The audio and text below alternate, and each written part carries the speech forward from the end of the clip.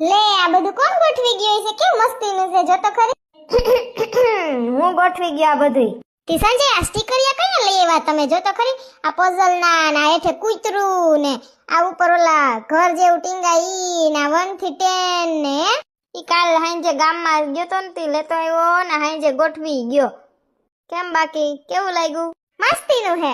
હારું હાલ હવે હું જાઉં, હમણાં તાર છોકરા આવવા માંડશે. ए हाँ। सपनों का वो आंगन कहाँ, दर्पण बता बचपन कहाँ।